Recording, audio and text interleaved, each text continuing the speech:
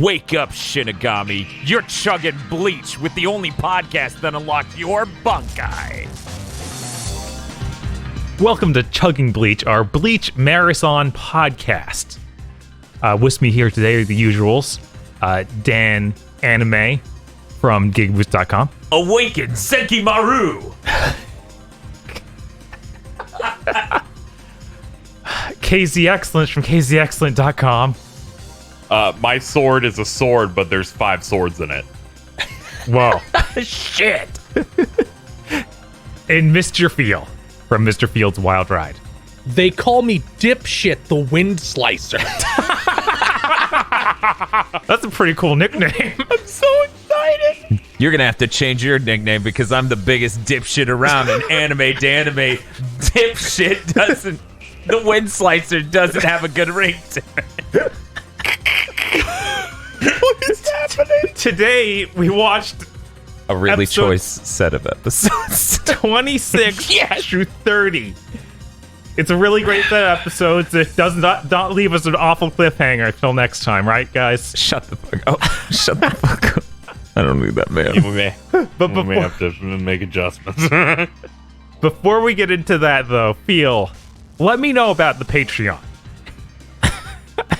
Well, you can go to our Patreon. If you want to get this early, you can go to our Patreon at patreon.com/gbpodcast. For as little as $5 a month, you get early access to this show and Mondo Cool, our Dragon Ball movie review podcast, commentary tracks for the movies we watch for Cursed Content Club, Cursed Content by Committee, our user-voted Cursed Content show that's a Patreon exclusive, extended armchair dev pitches where we unleash our full power, and many other benefits potentially. That's patreon.com/gbpodcasts. Thank you, Phil. All right, Dan. Can you tell me what happened in these episodes of Bleach? Yeah, please. So if you recall, last time they broke through the barrier outside of the main area using their immense spiritual power and that great spirit sphere. Uh-huh. It was really cool. But unfortunately, there was a... what was the exact term they used? Was it whirlpool, tornado? Vortex. Okay. A vortex broke out because the aura sphere, the spirit sphere shield broke. And as such, they were all sent off in 4 cardinal directions like Dragon Balls. Except for Chad, who fell to the earth and is fine. Hey, he punched or something, I guess. Or something. He got out his pimp hand and he seemed to be fine. So The story just made them do a Scooby-Doo split-up segment. yeah, exactly. They even have a bunch of identical-looking hallways they run down. The Soul Society Doom map. Oh, I thought you were gonna say the Soul Society screensaver They're from epic. Windows 95. They're wide. Yeah. Yeah, they really blew their wad on the budget for that 3D effect. Holy shit. We are not there yet, though. We're here at the beginning of episode 26, where they recap that lightly, which is why I recapped it lightly, and they all land. Apparently, that dude who's with Ichigo, I believe his name's Ganju, Yes. he turns the ground into sand with one of his abilities, which makes them land in a sand pit, which softens the landing, which is really great. And then 2 dipshits immediately show up Yes. to just be total clowns. One of them has a crazy eyebrow hair thing coming off of it, and also normal hair thing, and it just looks like a peacock to me. Yeah, he's Yumichika Okay. Ayasagawa. Sure. Bless you. And the other one's just bald, but he's voiced by Vic Mignogna, so he's a pest in a different way. Yeah. He also wears a ton of eyeliner, so you know that he's not really all normal either. He's not all It's serious. raw war I paint. think he might be unhinged. Just maybe a little bit. They show up. They talk about how guard duty was boring, and they coincidentally found Ichigo and the other guy. This is great news for them. They're very excited about that. But then we cut away to Orihime, who, upon landing, was apparently damaged. Her shoulder took some serious damage, and apparently Ishida bandaged her up while she was passed out with the first aid kit he seemingly keeps on him at all times. He's like, I wrapped it and everything, but I don't have any painkillers to give you. And I'm just like, could you imagine? He's got Novocaine on him at all times. Yeah, sure. No, what? You don't? All of that injury I happened carry off around screen. morphine. Ishia could be making the whole thing up. That's true. But yeah, she's Orihime's mumbling in her sleep. Then she wakes up. She gets to hear all of that, and then we cut back to Dipshit doing the lucky dance, where he goes lucky, lucky, lucky, lucky, lucky, lucky, lucky, lucky, lucky, lucky, lucky, like me. I'm a big fan of this lucky dance. And then he has really good talking frames. He has two of them, mouth open, mouth closed. We just pop, pop, pop, pop, pop, pop, pop, pop. Hoppa, hoppa, pop, pop. That's those two, basically, yes. It's fantastic, and that's when it occurred to me that it was Vic. And I was like, okay. Yep, that's the type of guy they cast Vic for. That's absolutely the case. So what happens immediately is Ganju just sprints, Ichigo stays, but Peacock Man, who Bob allegedly said the name of earlier, starts taking off towards Ganju. So Ichigo and Bald Guy are just standing there. And the bald guy's like, why aren't you running? At least your friend has the sense to run, since he sensed how powerful we were. He had that, brain cell to rub together in order to realize that I was going to own him. And then Ichigo goes, well, if you're more powerful than me, you'd catch up to me. This is not true. Ichigo's not smart. And then he goes, and you would get me anyway. But if I'm stronger than you, I should fight you right here and now and prevent a Scooby-Doo chase scene. And I was like, well, I'm gonna go ahead and agree with Ichigo that maybe no Scooby-Doo chase scene for him. Everyone else seems to be doing that. I'm glad Ichigo's doing something different from everyone else. Have you noticed that Ichigo has gotten progressively dumber in the last 10 episodes and how great it is? It seems to be scaling with Orihime's bust. Like in these set of episodes, they definitely inflated things. I think they both adjust at random. So I don't know. Independently, even. Yes. It's like a perception check. You got to roll for it. It's an inverse reaction at some points. Yes. So Ichigo explains his brilliant business plan. And then they start fighting, and there's a really cool flip in midair. Does Ikkaku invest? I'm not sure. Apparently, because he's fighting him, so I guess he bought in at the ground floor. Ichigo and him, they're fighting. There's this really cool midair flip thing, and the blood effect is sick as hell. As the background is just splattered with blood, and they're black and white. It's real good. It's real good. Then I wrote a name, I think.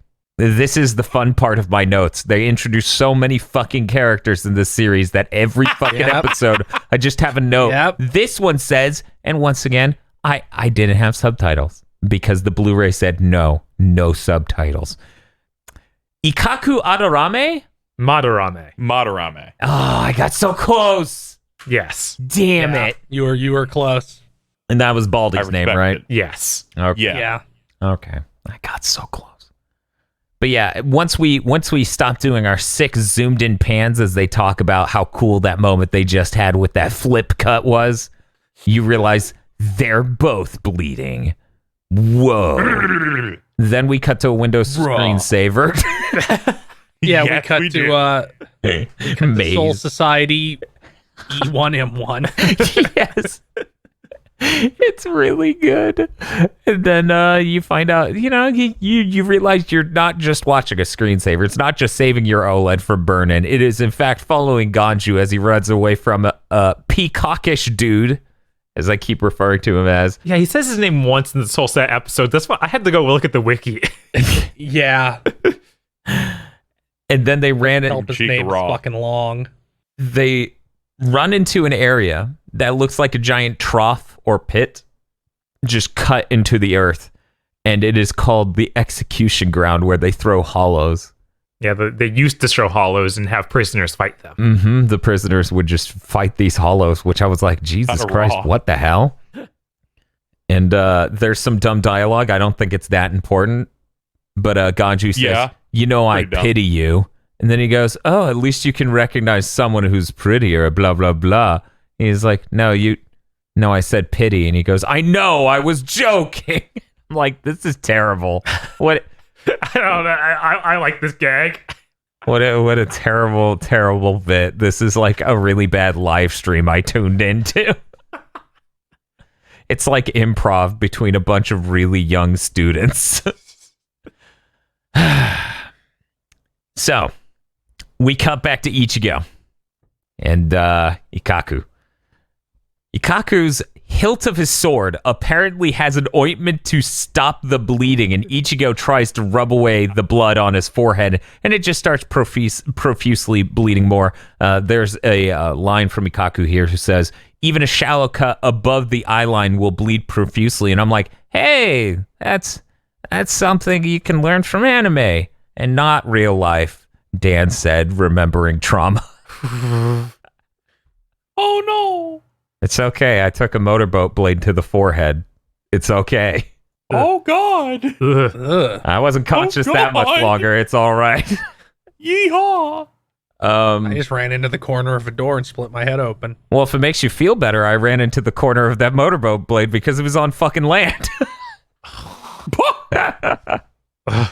Everyone was like staring at me like, Jesus Christ, oh my God. And I'm like, what? Because I couldn't feel anything. And then I'm like, why is my face wet? Anyway, that's not what this podcast is. Ikkaku pisses off Ichigo by using this ointment. Ichigo's like, that's bullshit, you're cheating. And he's like, no, it's called item. being prepared. Instead of complaining, you should be appreciating my professionalism. Yeah, I'm like, yes, absolutely. I'm like, that's really good. I like that a lot. He also lectures Ichigo for taking his hand off his sword to rub the blood off. Yes. As though they were anywhere near each other and something was going to happen at that moment. He also demands Ichigo be impressed by his professionalism of carrying ointment around. Yes, that's what he does. He just carries around ointment and he goes, are you not impressed? But, they're doing a little bit more fighting and he's like, oh, you're really powerful. Who trained you? Who's your master? And then he goes, I feel weird calling him my master. I only trained for 10 days, but Kisuke Urahara. And then he goes, I see. Then it would be rude to kill you without giving it my all. And then his spear fucking splits into multiple pieces. It is very cool. That is what his son of Pakudo does. Yes. I think it's Hozuki Maru. Yes. Yes. He yells, awaken Hozuki Maru, I believe. So then we cut back to Ganju, who I will now refer to as Dipshit. We cut back to Dipshit and the Peacock. That's kind of confusing. They're mostly that. Yeah, it's really gonna get confusing because you already addressed the two guys they're fighting as the two dipshits. I know, but when you divide them differently, I realize the two groups are now dipshits and hardcore, right? So we go back to the B team, dipshits, as they fight next to said hole, the execution ground. And Ganju has this really cool idea to turn the ground into sand so that way he falls into the fucking pit. It's a really good idea, Dan. Not question it.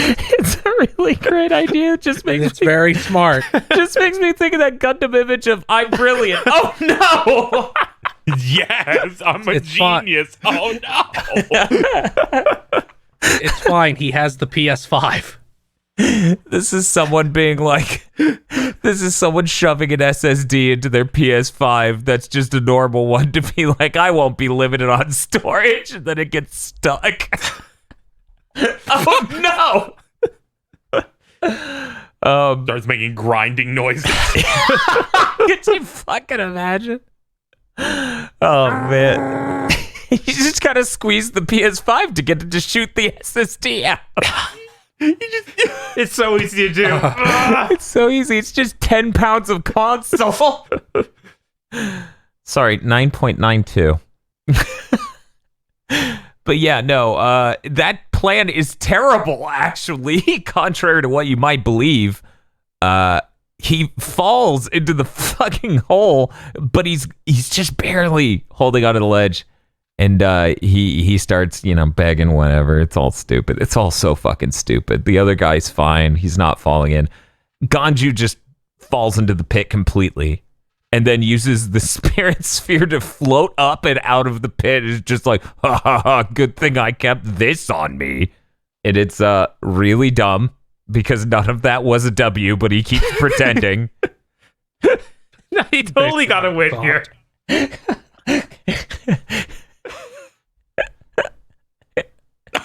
It's so bad. Aren't you glad you're doing this show? Yes. Really glad. Then as he recovers, which is a huge win for Ganju. It is, absolutely. The other guy, dipshit, yelled, "Bloom for me!" And then he yells the name of his Zanpakuto, which I wrote as curved sword because I didn't catch what he said. Let me see. I'm on the wiki right now. Okay. This is important. Yeah, it is. I'll describe it while Bob tries to figure this out. The Fuji-ku-jaku. Oh, yeah, I actually did write that down, but I wrote it down in the next episode. That's why I couldn't. Oh. Yeah.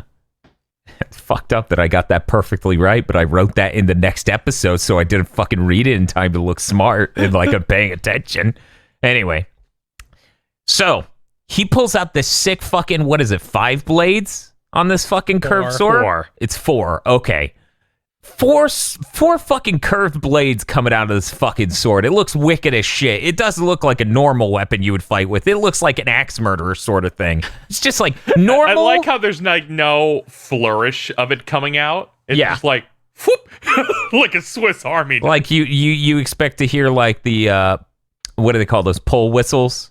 Just the red letter media, like, woo. Oh, yeah, slide whistle. Slide whistle, thank you. You just expect that sound to happen as he pushes his hand over it and makes it magically into a weapon that only war criminals and axe murderers should use. the sword that Hannibal Lecter may have carried. God damn it, Bob. What was that originally? It was just an eBay listing that was insane. I saw 12, 15 years ago. Well, you fucking lost it over this listing. It was like, was it literally that? Was it literally Hannibal Lecter? I can't remember. Yeah, but I'm pretty sure it was literally Hannibal Lecter, like the sword he may have used. Yeah, and like, we were fucking losing about? it. It's like, what the hell? I can't wait for you to list a PS5 we may have used. PS5 Mark Cerny may have used. Oh, man. So, anyway, Ganju does the smartest thing he can. He realizes he needs to get the fuck out of there and away from that axe murderer-looking motherfucker. And So he floats in front of him. He floats in front of him, just causes him to... He provokes him into attacking the shield of the spirit sphere. And it cracks and then explodes. And the explosion sends Ganju flying across the pit. And then as he hits his head and then his ass and then his head Breaks and then his neck ass. 8 times. Like 8 fucking times. He just stands up and acts like he just owned him. Yes. Another win for Ganju. Yes. That's me anytime it's like, well, we did curse content, but I'm still alive. You thought you killed me. I only lost an arm. He's just covered in burn marks and blood. He goes, the Peacock Man's like, you're running away again? And Ganju, and the funniest thing he's ever done, he goes, you can kiss my ass, and just smacks it a couple times and then books it. It's the funniest shit. Like, he's not letting Peacock Man goad him into fighting. He's over that. So, Ichigo took a brutal blow. He allegedly, his arm is too weak to hold his sword. Ichigo gets giga-brained. He uses the bandages around his sword to tape his hand to hold it. And then he's real smart. And then he gets super cocky and he goes, now it's my turn, Ikkaku. And then it says to be continued. Yeah. Sure as bleep. Raw. I have a note. It says, this outro is bad, but better than the first, so whatever, I guess. We also forgot to mention the new opening, which started with the first episode. That's true. It does start with that. I was actually going to start, I took notes on the second episode because of it. What were you saying, Casey? I actually like this outro song a lot. Also, the motif they do for each ending of just going through different squads. Yeah, that part's really neat. When I saw the first one, I was like, this is kind of low-rent animation, even for an ending of that era. And then I realized, each time it's new stuff. Right. Okay, so now it makes sense. Now I'm starting to like it. Because there's 13 squads, and by then they'll switch out to a different ending. And we can review these, I guess, after all the episodes. I'm trying to think, do you remember who it shows in the Cohn segment for episode 26? It's Izuru Kira. Okay, which one is that? Blonde dude. Is he the guy who is Squad 4? I wrote the quote of, don't be scared. Oh, no, he's the white guy with the weird haircut. This is Bleach. Please be more specific. The blonde hair is going over one eye. Okay, so not the fusion of Rad Spencer. No, and Guile. Not him. Not the not Squad that 4 guy. That guy's really cool. This guy. Oh my god. I love this a lot. Oh yeah, that guy has a constantly sad expression, and him saying don't be scared kind of made that funny. Episode 27 starts. Yeah, I think the intro song's really strong. Oh, that guy. Tosh was elated that we were at this intro song. I may have played this intro song on Step Mania before. It's a good intro. This is one of my favorite intro songs. Mostly because I like this band a lot. Who's the band? Overworld. I did not know how to pronounce that. I was gonna say Overworld. Yeah.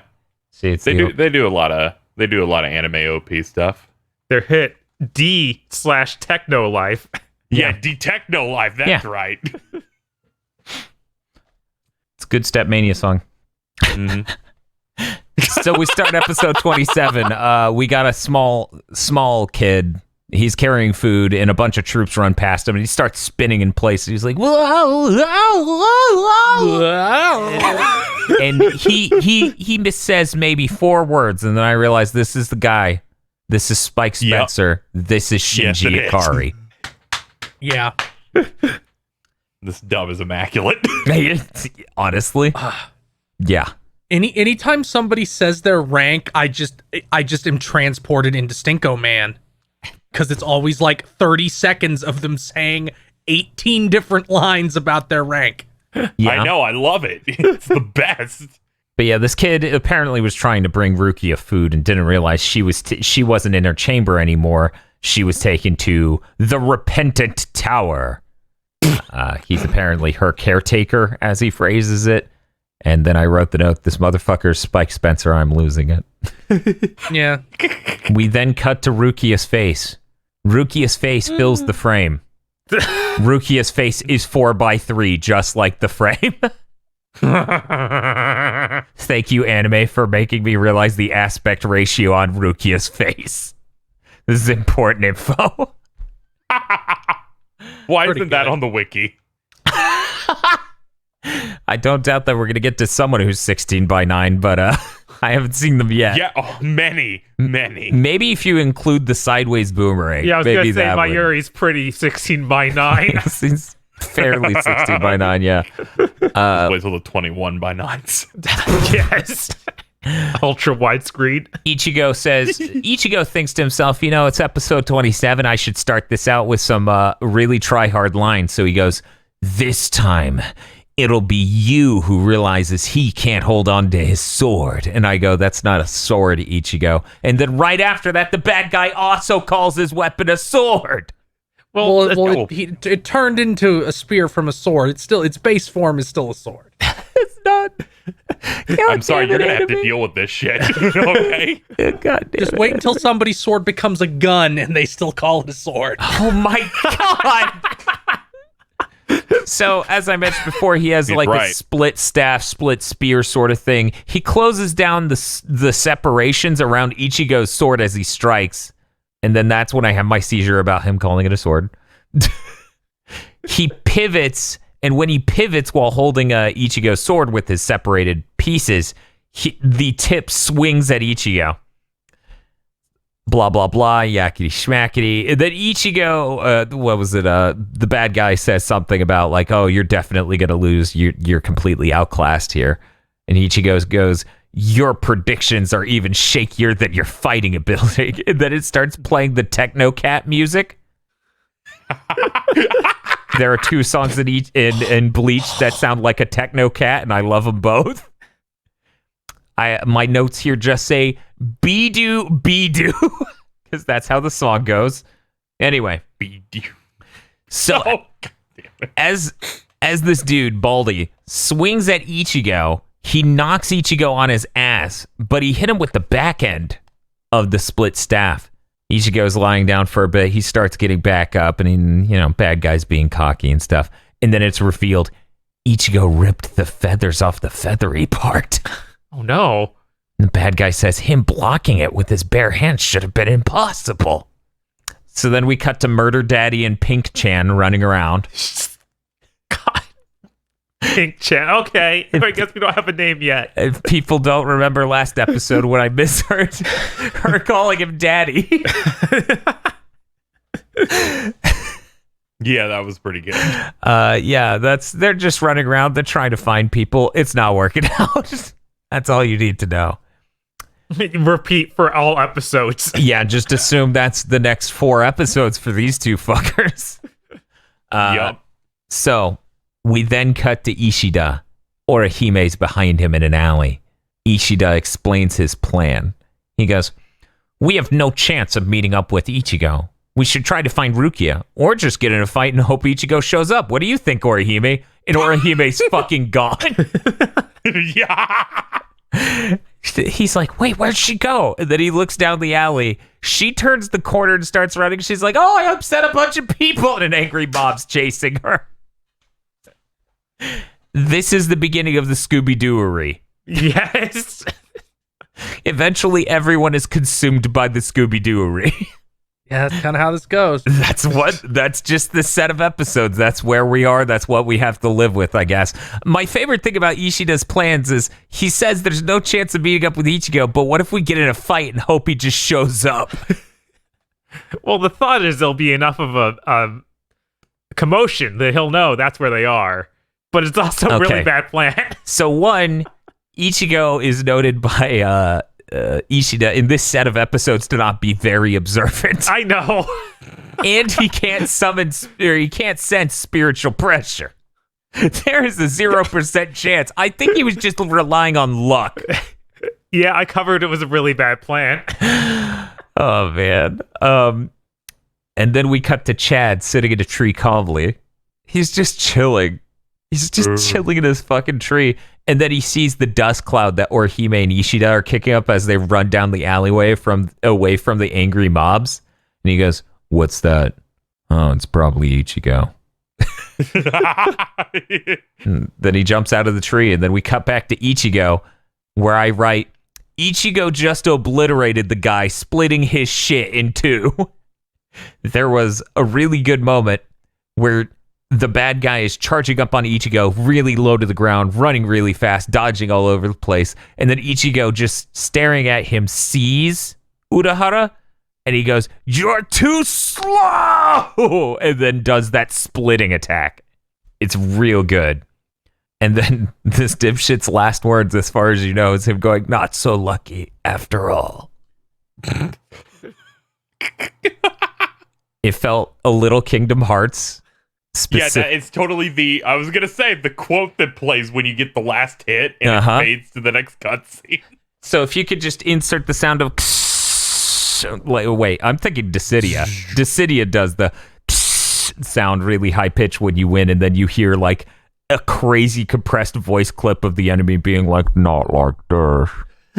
Yeah, they still have like some sort of high pitched like Yes. shinging sound effect. Slightly The different Street sound, Fighter 2 slow mo. Yes, they do. I always think of the very end of Devil May Cry 3 where you beat Virgil and he just says, Dante, Dante, Dante.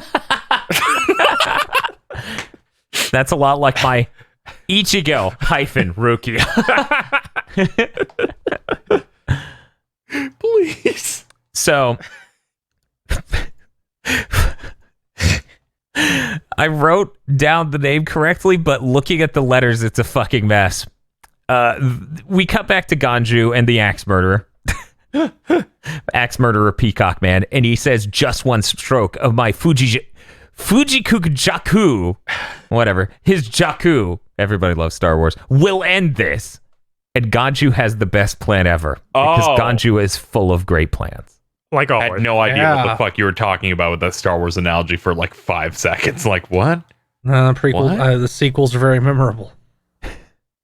They are. Ganju pulls out a chili pepper smoke bomb and just mixes himself and the other guy. Armchair Gabs be like. Dude just pepper sprayed himself. And he just keeps being like, this is too much for you to deal with. And just gets smug. The other guy's like, what the fuck are you talking about? You're choking too. Just like, no, I'm No, not. I'm fine. Fine. It's all fine. It's great. What are you talking about? I'm fine. I'm losing it. And then the other guy goes, I would kill you if I could see you right now. It's unbelievably sad. funny. That's really great. I don't know what you're talking about. We cut back to Baldy awakening. He's looking around, and then he sees Ichigo, and he realizes Ichigo used all the ointment in his weapon to heal both of their wounds. And he's furious. He's livid. Then we cut back to Ganju and Peacock Man. They're fighting next to this pit. He talks about how it's a horrible fate to fall in this other pit. Like, oh, it's the worst thing you can imagine. They get knocked in because of sand shenanigans yet again from Ganju. And it turns out it's just a trash pit. It looks just like the other pip. I think there's like trash written outside of it even. Mm-hmm. Yes. And he's just fucking Good furious. payoff. He's fucking furious. He's like, how dare you knock me in here? This is terrible. I'm so fucking mad at you. And Ganju's like, you said this was a fate worse than death. What the heck? He goes, I didn't tell you the truth. It's pretty good. And then that whole during that scene, you see Ganju like running up the ladder really goofily. Yeah, that part's fun. So we cut back to Ichigo and Baldy.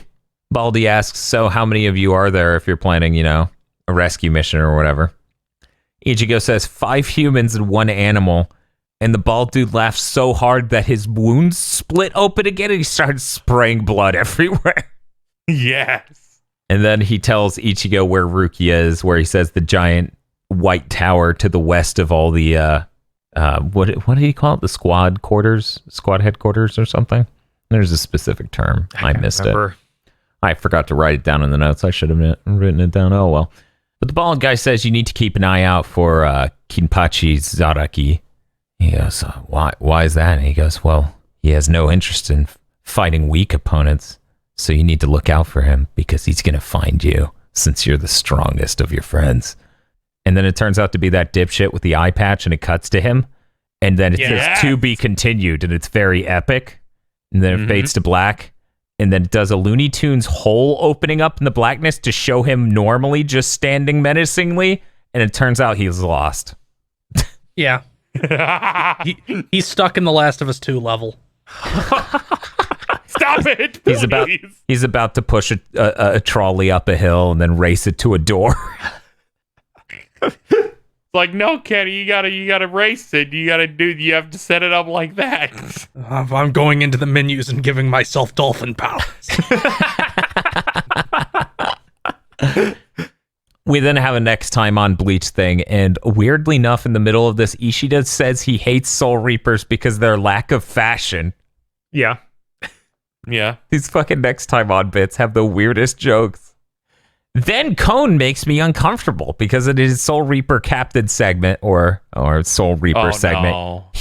Pink Chan is on screen. He says her name. I forgot it. Doesn't matter. And he goes, "Want some candy?" I'm like, Thank you. Oh, thanks. Thanks, Yachiro something. I didn't write this one. It's great because right Yachiro. before it's like, "How old is she?" is in the subtitles. So then episode 28 starts. Ichigo is the smartest motherfucker in the world because he gets so Yeah. tired of trying to find Ganju. He just starts screaming. It's like, "Ganju, can you hear me? This is Ichigo." And I'm just like, oh my God. You're like, man, this show's really good. He's very smart. Ichigo is Super that genius. guy that you've had as a friend forever that you know would get you killed in a zombie apocalypse. He's just so stupid. You see zombies and just immediately turn and shoot him. Just get the first biggest problem out of the way first. So then a chase begins because Ganju's being chased by some dudes, and we show we get a Pac-Man view of this a little bit. I really like the way the Soul Reapers we saw that started chasing Ichigo because they just look like delinquents sitting in a corner smoking. Delinquents, yeah. Yeah. All the mob Soul Reapers just look like draw a weird looking jobber. As they're running in the Pac-Man view, it changes views to an even more detached version where there's like each square is a red LED almost, and it forms the shape of the number 28. Kino. Yes, Can't believe Devil May Cry 3 stole that from this. I can. Devil May Cry 1 also do it, or was it only 3? That was a 3 invention. Yeah.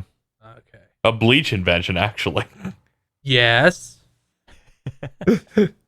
I mean, depending on who you ask, Bleach is why Nero is Johnny Young Bosch, so. Yes.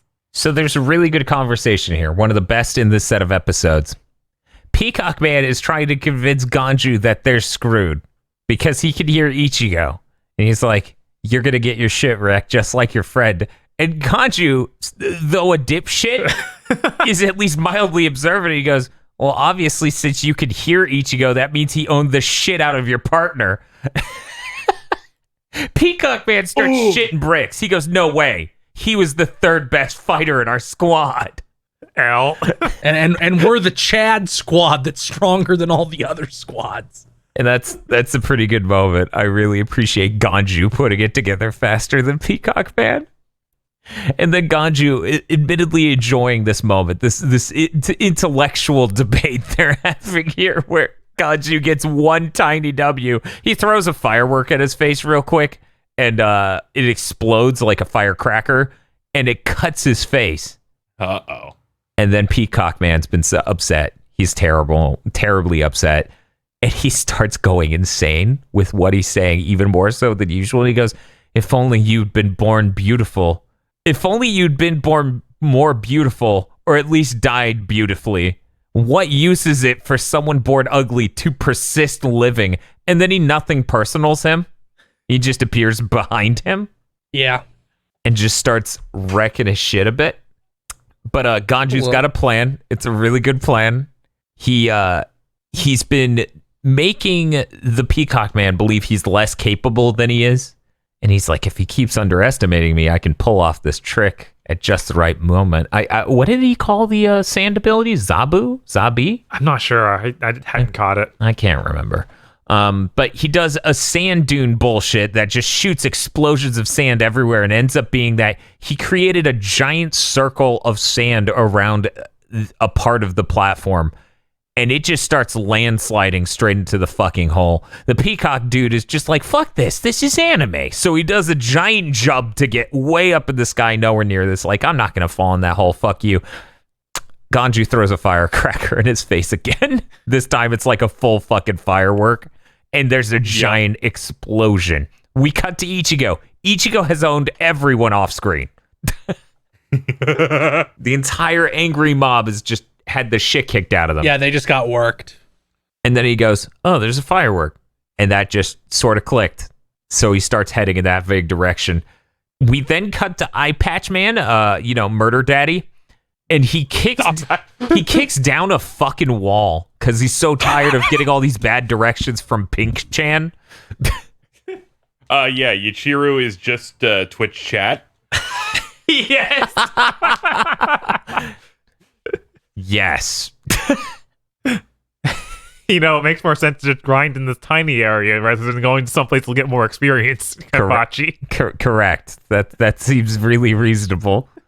Yes. So as he's kicking down that damn wall and he's walking on through it, we pan up. Ishida and Orihime were in fact on the roof right next to them, kind of freaking out. Then I write it up. This dude is so goddamn huge. It's ridiculous. I think he's pretty 16:9. I didn't catch this guy's name, but he has a catfish face, as in literally he looks like a catfish almost. His lips are very bizarre. And he is a 16:9 man. So he appears up there. You think this is a tense moment, and then fucking abruptly, Ishida, like, almost nothing personals hymns. It just teleports instantly. It was like, what the fuck is going on? Ishida's so much stronger than you would think. Yeah, nothing personals to grab Orihime away from him as she's about to be hit. Yeah. And then Orihime decides to use her powers. So she summons dipshit ninja bat edgelord dude. You need to stop using dipshit. Nope, I'm gonna say it. Else. I'm gonna say it 700 times across this podcast. I'm sorry, it's just the most apt word. There's no other word that can describe all the dipshittery. God damn it! Maybe Call them bespoke. Maybe if these people weren't all dipshits. I'm sorry, Dan. I don't think it's ever going to end. This is terrible. Never, Please look forward ever. to them animating the final arc. Look, all I'm saying is if these motherfuckers had a choice, they would all be drinking the Mountain Dew Garita. Yes. So would we. Yes. I'll take 10,000. Gotta keep these staggered. Need them to go through the whole holiday season. Oh, man. This comes out in December. Yeah, I know. That's why I said that. So Urihime's ninja bat edgelord spirit just gets fucking owned. And then he said, he scolded her. Yeah, he's like, how could you fail to be like this? Or something to that effect. If you were faster than blah. And then he just fucking croaks. And it's like, what? Like he turns into energy. He's also Twitch chat. Yes. Oh, man. There was a really good moment during a recent stream where someone was like, if I were you, I would simply not miss. Because someone else was so loudly complaining about me missing with shots. This is really good. Put him in the ground. Death. Then we get some weird shit from the Giant Man. The Giant Man is talking about how Orihime didn't succeed because she didn't have an intent to kill in her attack. And that's what Ishida, looking to score cool guy points, goes, if you want to face an attack with the intent to kill, then that's a thrill I'd be happy to give you.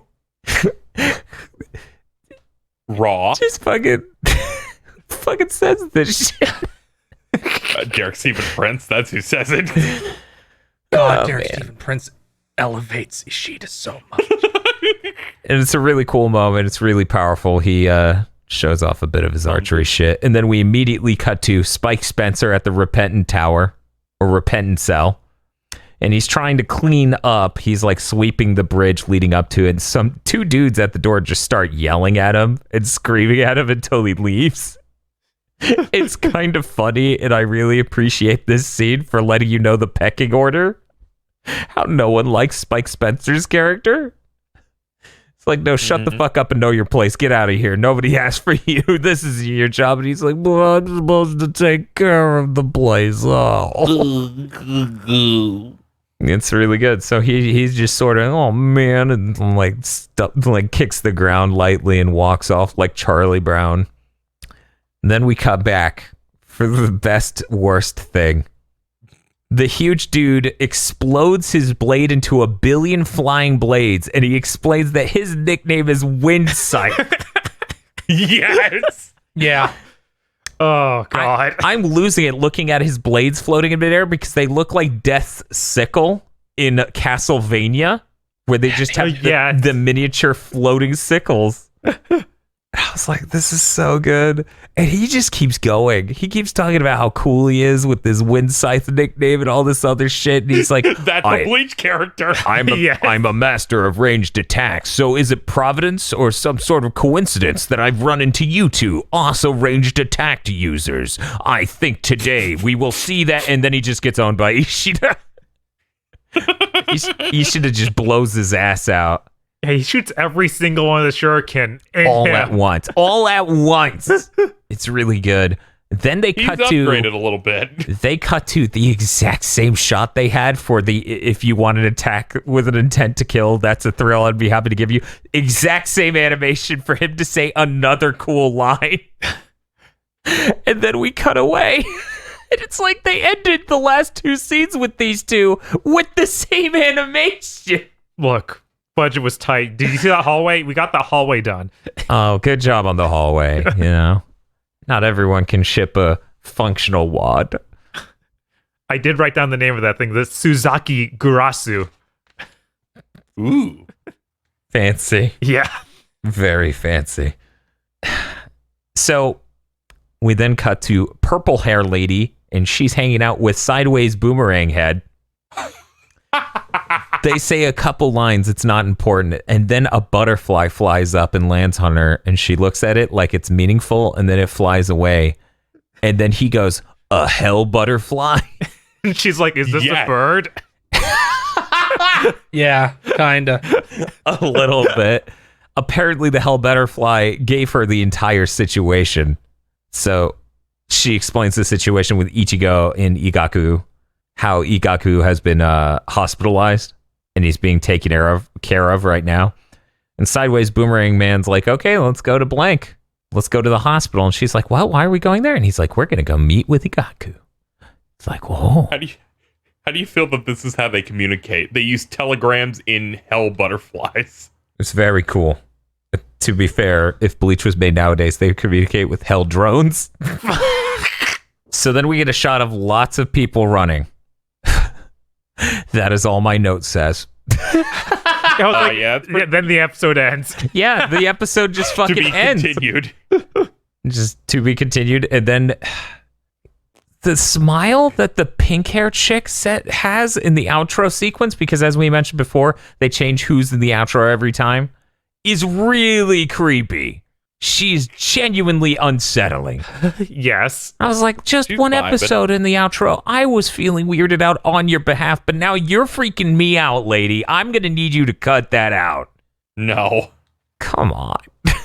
Come on, man. And then, as I'm trying to react to that and internalize that and deal with it and try to find a middle ground with empathizing with this person and maybe not liking them, Cohn says, Retsu Onahana. Hi, Mom. Valid. Stop. Jesus Christ. I'm gonna hit you with a newspaper. Cohn is maybe too much to deal with sometimes, is all I'm gonna say. Look, they need to find a way to keep Cohn in the series, and it's through him being incredibly toxic at each ending. That's tragic. Jesus Christ. Go back to introducing guys. Please. Yeah, that's a good point. He almost introduced exclusively ladies this whole fucking time.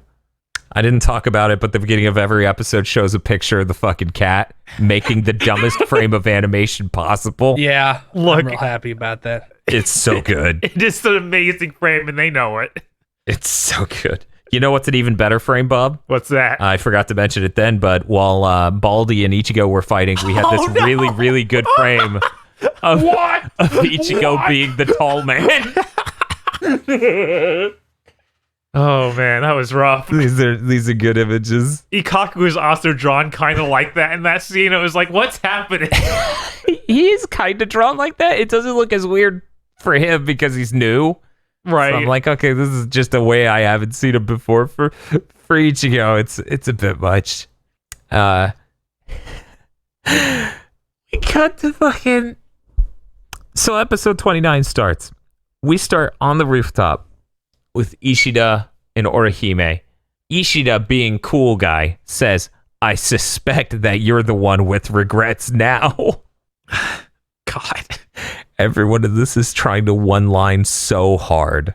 They're just like, here, I'm going to try out some material on you, bad guy. Let me know how owned you feel. They're always workshopping it. It's never good. Yeah, that's basically how it feels. So you know, he so thoroughly gets owned by Ishida, this huge guy, that he goes, "Torture me, destroy me, do whatever you want to me." And then Ishida's like, "No, I don't attack people who aren't, you know, capable. As much as I hate Soul Reavers, you're just sad. Go ahead and get out of here." And then Ishida unmaterializes his bow, you know, for his energy arrows. And as he does that, the big man just turns over to Orihime like he's going to be like, "Haha, I'm going to do a thing real quick." But Uryu's already there between the two of them. And he's just like, "You've been targeting Orihime. A real warrior wouldn't attack a girl, especially when she wasn't looking." And then he just completely obliterates that guy, just blowing him the fuck up. And now he's just on the ground bleeding. He's like, I broke his soul sheath. Yes. Because we have to hear that a few more times. Yes. He said, "I broke his soul sheath and something else in order to cut off." Chain. Yes. Soul chain. He depowered him by shooting his soul spirit points. He blew up his chakra gates. I got Byakuya you. Yeah. said the same Yeah, thing. that's to, basically about exactly what he did, yes. Yes. So as Uryu's sitting there, Orihime just starts doing a weird thing. She just starts thinking. She's not. Uh-oh. This is new for Rare. her. So we're gonna give scared. her some room. She goes, "Uryu uses the glove to gather spiritual power in a fight." I think she said the cat told her. I think so. I think that's who told her. Yoruichi. He mastered the power glove, not what it's actually called, in only 10 days. He's so sugoi. What have I accomplished in 10 days? And then she looks up in the sky and she hears Tatsuki. Yeah, that's really good. It makes no sense. And she goes, "Oh, hang on, Tatsuki." And then Ishida realizes maybe she's a little unhinged. She's just like, "What are you doing?" And she's like, she starts spazzing her hands out all over the place. Like she has 8 hands at one point because she's moving them so fast. And I'm like, she has a real Excel energy. Yeah. She's talking to people that aren't there. She's hearing voices saying things they've never said to her. God, I really wish she would just voice by Excel. Oh, that would have been good. And animated even more manically. That would have been fan-fucking-tastic.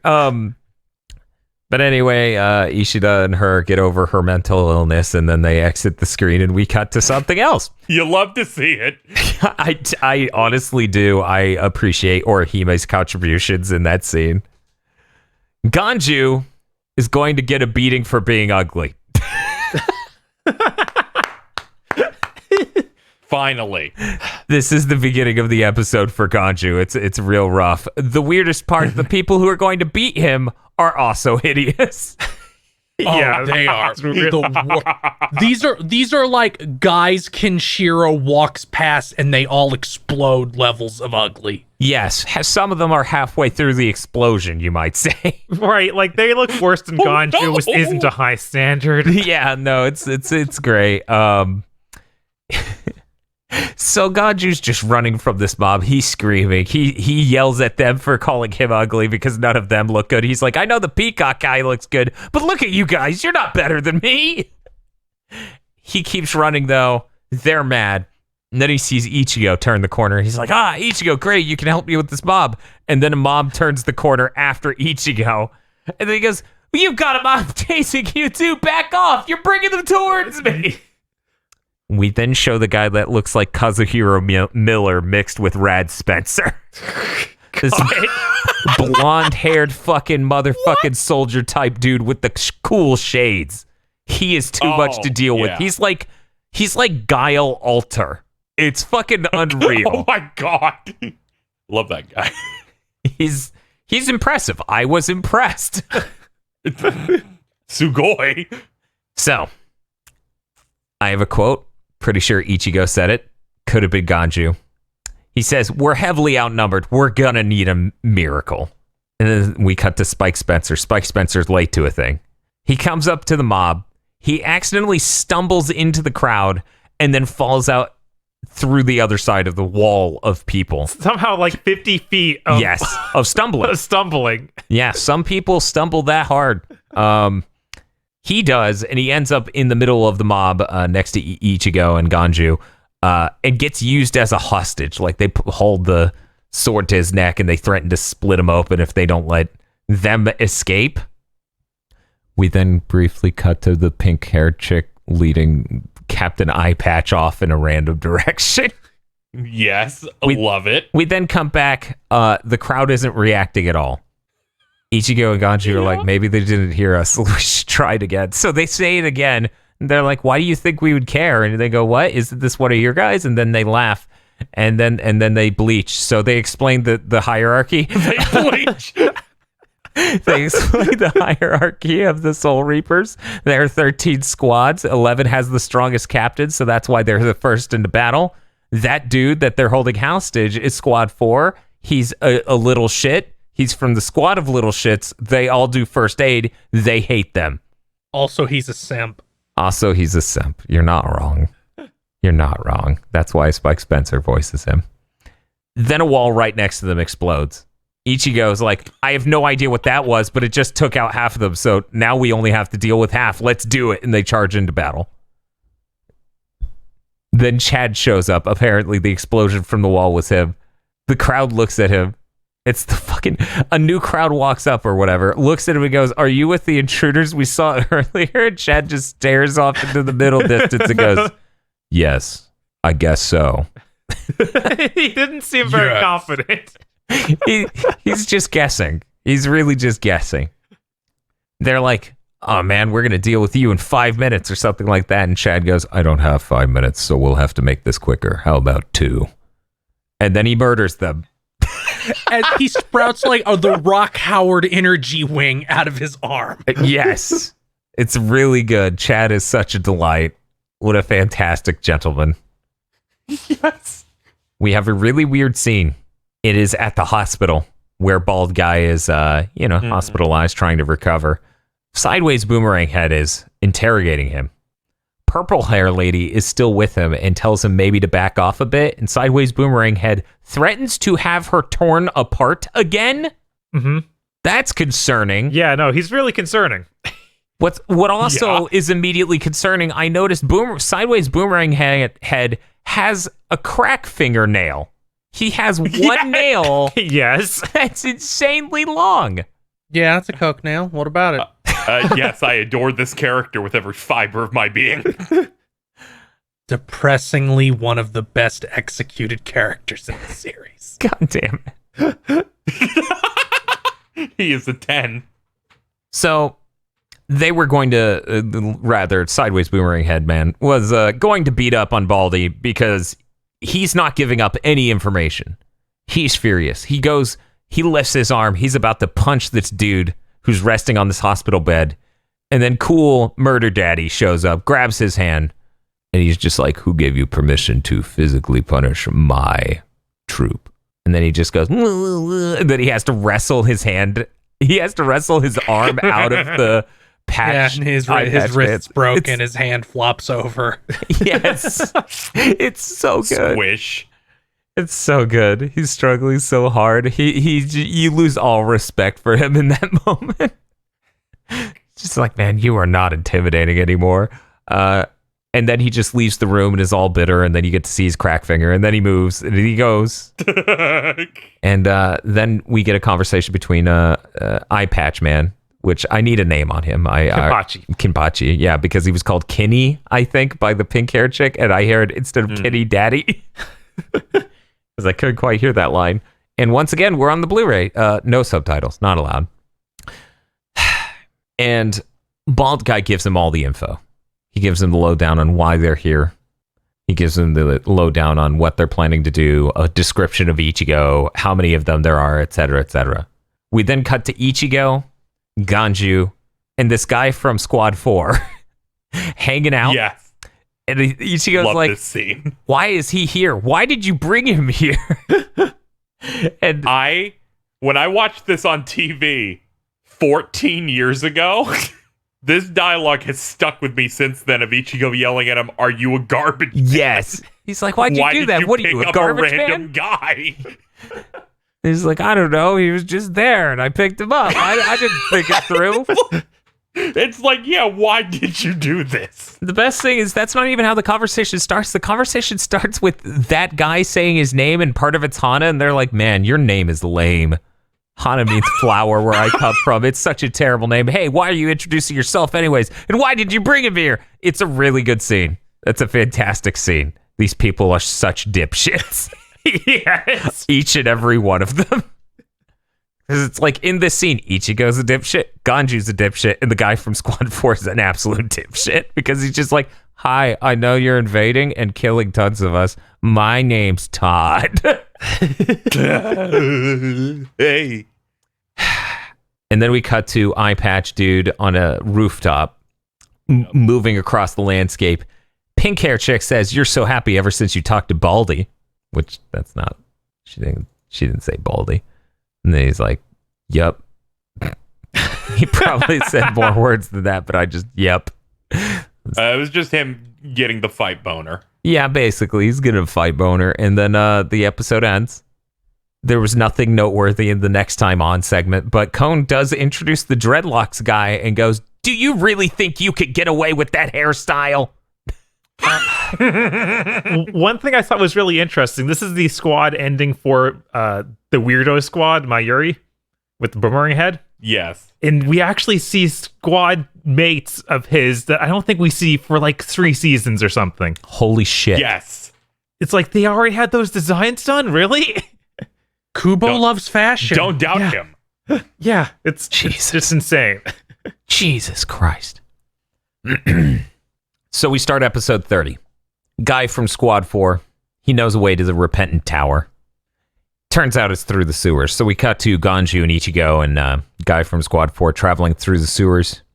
Ganju tries to rationalize why they know the sewers so well because the guy from Squad 4 says, yeah, we all know the sewers really well in Squad 4. He goes, oh, yeah, to bring the supplies to troops, right? That's why, which is weird because it's like, are that you when you just walk there, right? Like, how do you often need do you supply have lines inside this place that's peaceful, just fully protected by a barrier? Yeah, that seems bizarre. And then a guy from Squad 4 just goes, no, we have to clean the sewers. And then it goes, womp, womp.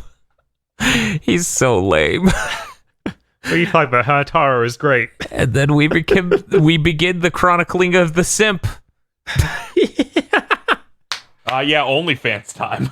He explains that the reason he knows Rukia is because he had to clean her chamber, and then she talked to him and was a girl and wasn't mean, and he appreciated she said that. Hi when he came into the stream. Yes. Yes, Got a Beal. hello. He got a hello. That's more than he gets from most. You know, I saw this scene and I went, oh, I remember this. Oh, we're going to beat him to death in this part of the podcast. So then he just hangs out Totally in there. fair. He gets to talk to Rukia at her cell. Learns about juice boxes. Learns about juice boxes. It's really cool. She's we're not quite there yet because this is Bleach, so we cut away already. We cut away to a lieutenant meeting to talk about stuff, and this is my favorite line. Obviously, our intelligence leaves something to be desired. Put that shit on the box. On the box. Yes. Dude. Man, this is just God. It's funny that everyone outside of lieutenants and captains is just completely an idiot, and even they are mostly idiots. Yeah, no, it's so true. I just love the amount of cutaways that you get in Bleach where it's like, all right, we're now moving on to the W plot. Yep. It really is like that. That's really how it be. So in the lieutenant room, someone looks over and they go, Renji? And apparently Renji fucking booked it. That scene's over. We're now back to talking about Spike Spencer simping. Back to the J plot. Her voice was so kind. I asked her all sorts of questions about the human world. And what do they eat in the human world? And she's like, they drink high C. It's complicated. High C is really Because I'm a complicated to dipshit. open. And then he goes, wow, Rukia, you're so amazing. I can't imagine a juice box being complicated for someone as cool and neat and smart and cute Yeah, and take off your shoes. as you. Do they have those new 3D microphones over there yet? You got a binaural mic. I can get you one. And then in the middle of Ichigo having to deal with all this weird simping, he just hard shifts into going, oh yeah, by the way, Rukia hates herself because of how she influenced Ichigo's destiny. Yep. Okay. It was a really Good to know. hard shift. Yeah, it was like you could hear the stick shift cracking as it shifts that hard. And then Ichigo gets incentivized to move even faster because he's like, you're wrong. It's all my fault. It's not your fault. It's mine. And as he runs towards the perspective, his forehead expands. Because they were trying to give it a fisheye effect, but instead it looks like the front of his head is splitting He's in Walter half. White now. Yes. Breaks my heart. As this is happening, Ichigo starts flashing back to everything in the first 20 episodes, and I start getting PTSD for the Netflix Bleach movie. Don't do that. I didn't think of it once That's until rough. this. I wish I didn't watch it a second time. I wish I didn't watch it once. What a regret. What a regret. So they get there. They get out of the sewer. They get to the closest place to the White Tower from the sewer. They have a shitload of distance to cover, though. And I write a note. This is how the note types up. Okay. Weird that the tower isn't absurdly heavily guarded, considering it's obvious that's what they're here for. Oh shit, it's Renji. And he's just there on the stairs. And he's just like, what's up? And then the Squad 4 bitch goes, he's the lieutenant of Squad 6. And then Ichigo and him decide they're going to fight. Ichigo's tired of his shit. He's going to repay all of the pain Renji gave him times 10. And Renji yells as he heads into the battle, as long as you're still alive, Rukia can't regain her powers. We then cut back to Kenpachi sitting on top of a building with pink hair. And he starts talking about, oh, yeah, they're going to fight. Oh, I'm a murder boner. Yeah. And then she's like, how can you tell they're fighting if you can't sense spiritual pressure? And he goes, I'm just weird like that.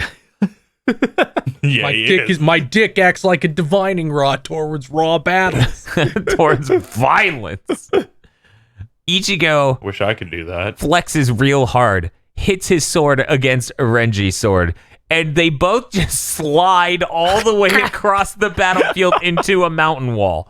There's no explaining it. It doesn't look like Ichigo jumped into it. He just pushed it out with his arms, and then they swoop all the way across the field. Shoo! And then it's the most stupid fucking conversation of my strength is now 5 times of what it was when we first met, because outside of here in the human world, they have to limit how strong us lieutenants and captains are, so that way we can't destroy the human world. There's no way you could defeat me. And then Ichigo goes, yeah, well, if that's your strongest, I'm fine. And then he's covered in blood.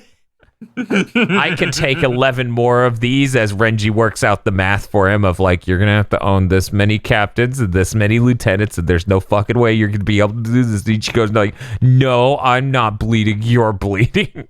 And then we show Rukia's eyes looking away from the window, staring straight into the camera perspective. And we cross-cut with Ichigo's eyes, and then Renji's eyes, and then it says, to be continued, and then I write, we left off on a really bad episode, guys. Yes. We got 7 episodes into this podcast series, and this is the first time it's been this bad. I think we lucked out a little bit. And now, the Cohn segment. Cohn is horny for the big boob lieutenant. Please stop it, Bear Man. Never. This is his life, Nope. unfortunately. Don't worry, that's the entire point of that character, basically forever. No, that's the opposite of don't worry. What's That's that worry. to not worry about? That sounds like Yeah. bad news for him. Yeah, this is not great. And that's it for these 5 episodes of Bleach. Nice. All right. We get to move on to reviewing these new opening and ending. First, the opening by, let's see, D Techno Life by Uberworld. Yes. I think this was really solid. I liked it a lot. I'm gonna give it a 9. I think this is some strong anime OP. Last time we accidentally listened to the first couple seconds of this song, and then the rest of it was stuck in my head until we watched this episodes. Yeah, it was bad. He was bleeding basically. It was real rough. Feel, how do you rate it? I really like Orange Range. So I don't think I like it as much as the first one. The first one is real iconic to me.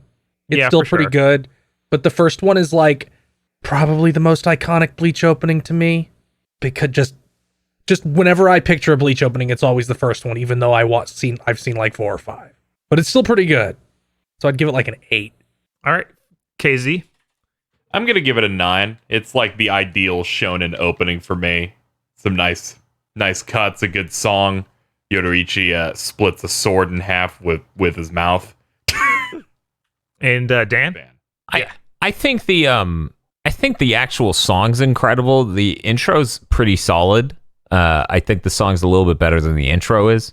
I'm gonna give it an 8. I think the song's pulling almost all of that though.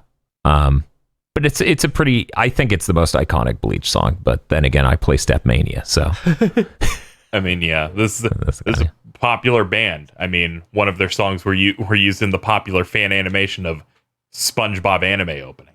Of course. oh god, is that? If you remember that do. big hit. I do. Yes, that was. God. I believe that's the Overworld song they used for a Blood Plus opening. Of course. All right. Now the outro, which is Hokiboshi Comet Yes, Hokiboshi. by Yunoha. No, I don't know, huh? Hi-oh! Dan, what do you think of this one? Wait, what do I have to Yeah. like Bob's like, you go first. And I'm like, okay, bang bang. Once again, I thought the idea for the outro visually was really low rent until I realized it was going to keep changing it every episode, and I thought that was pretty neat. The song is obviously an upgrade for the first song because I don't like that first song. Yeah. That first song's a little rough. But yeah, I don't know. I guess I'm gonna give it a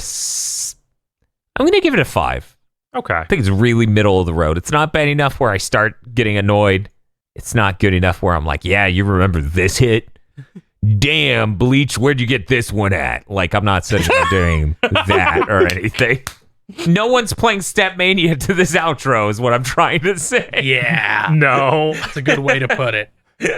I guess I'll go next. I think it really is just elevated by that concept of each court guard squad gets their own visual, and that's neat. So I'll give it a 6. But yeah, that song, I can't even remember it right now. That's not a good sign. Just listen to it like 5 times in a row. How about you, KZ? I'm giving it a 7 because it's a great song, but the visuals aren't that great. But I do respect its premise a lot, and I think that's neat. Feel? Yeah, it's okay. I think the concept of the visuals is more interesting than anything else about it.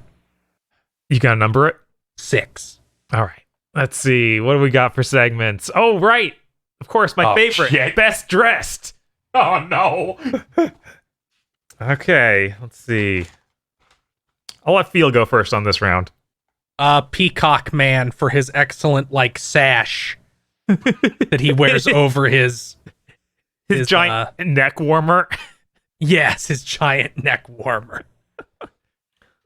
Dan, do you have one?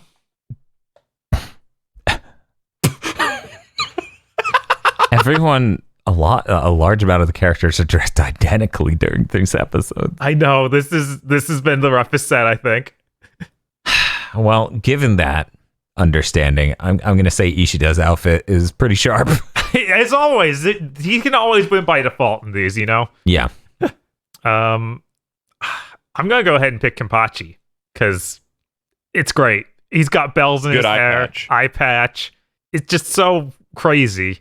And he's actually introduced well in these sets of episodes, so I wouldn't nominate him last time. UKZ? I guess Mayuri Kuretsuchi. That'd be Boomerang Hat. Because he is a part of the collection of Bleach character designs that I call the Kubo Crackhead collection. Yeah. Yeah. Where it's like, oh man. And I'm like, yeah, I'm all about this. I don't think he has lips. Crack lips. Every aspect is just perfectly insane. Especially that fingernail. All right, let's see. I guess do we even want to keep doing the segment about live action Bleach? No. Okay. I feel like we should only do that segment if we come out of the summary upset. How about this? Yeah. Because that means there's a chance. I like this idea. How about we bring that back if we review a Bleach movie? Yes. Okay. Okay. Excellent idea. Okay. All right, Dan. On a scale of 1 to 10, how excited are you to continue watching Bleach? 10. Okay. It does leave it on a cliffhanger. Yeah, especially given how it ended. That doesn't help, and this is sort of the thing we've been looking forward to. I don't think anyone was like, I can't wait till Ganju finishes that fight with the peacock. No, they were like, can't wait till Ichigo runs into Renji. I was in suspense. I can't believe it took him 3 episodes. No, shocking. Yeah, I'm going to say 10. Cool. Phil, do you have any insane trivia for me? Yes, I do. True or false? Kubo drew and designed Chad and then went, oh, he looks like a Mexican. I guess he's part Mexican. True. KZ? I want it to be true, so I'll say it. Bob? I'll also say true just because that would be ideal. Correct. That is true. This is my mangaka. He's too on point sometimes. Jesus Christ. All right, we're finally there. Performing for you. We have to rate the tightness of this, Mhm. which our tight scale goes from 0 to 25. Mm-hmm. So once we add them together, they could be a full 100 if everyone gives it that maximum of 25 points. Mm-hmm. All right, KZ, how tight is this? This is a pretty tight set of episodes, all things considered. We're getting to the part that I was really excited about. A lot of explanations of character abilities that they sure do that. Some dumb fights that are very inventive at times. This is my favorite set so far. I'm going to give it a 22. All right. Feel? This is pretty good. Has some characters I really like. Has some funny bits. Has Ganju holding the PS5 as he levitates out of the pit. Yes. I'm gonna give this 20. I like it about as much as the whole arc of Ichigo getting his powers back, but not more than that. I guess I'll go. I actually feel like this is probably the weakest as far as what I like of these episodes. So I'm going to give it a 17. It's not bad by any means. I just don't like it as much as the others. There's a little bit too much of running around, not actually accomplishing things, just being running. That's what I'm here for. In cutting a little bit too frequently between all these Yeah, no events. shit. Me That reading is these what notes, I'm I'm like, here oh my for. God, help. Yeah. Just imagine the manga where it's just like that, where there's 17 cuts in a chapter with 15 pages. God. And I'll let you close out the episode, Dan. Yeah, I'm gonna go ahead and say 18. My reasons are pretty similar to yours. I feel like we get less environment and lore explanation. We get the, hierarchy explained a little bit, but we mostly spend all 5 episodes in an alleyway doing a chase. Yes. I think it really picks up once we get introduced to Squad 4's dude and him building out the rivalry of the squads. I think that's some of the more interesting stuff in this set of episodes. I think the last 5 got a little bit better. And also, docking at a point because it ends on Renji, starting the fight with Ichigo. And this was a terrible cliffhanger. So, yeah, I'm going to put it at 18. I feel like more of an issue on us. I think we're ranking these sets of episodes, so I would not recommend stopping at 30. Just don't do that. Now that you put it that way, sure.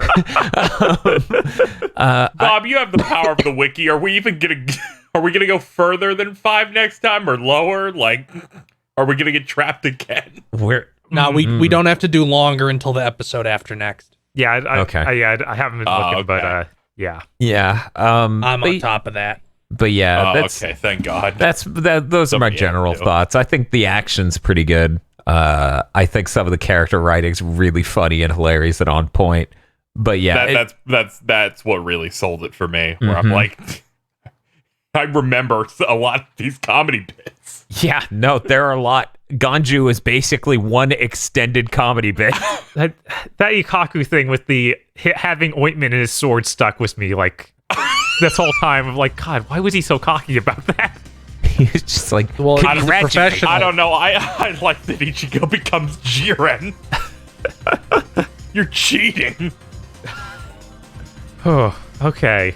See you next time, everybody. Thanks for listening. Shows like Mondo Cool and Chugging Bleach are only possible thanks to our wonderful supporters over on Patreon.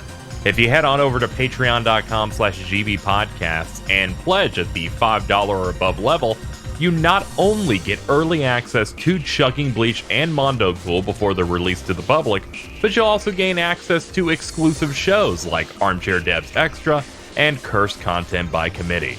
Thank you so much for listening, and we'll see you guys next time.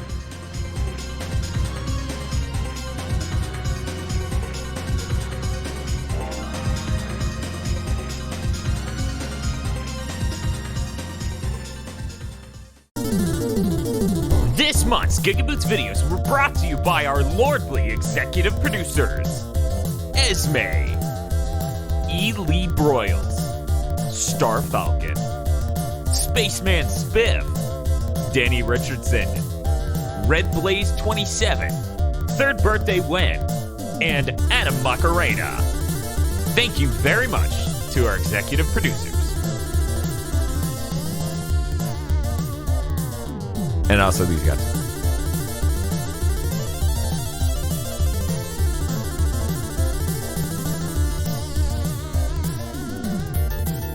Soar on over to patreon.com/GigaBoots and become an executive producer today.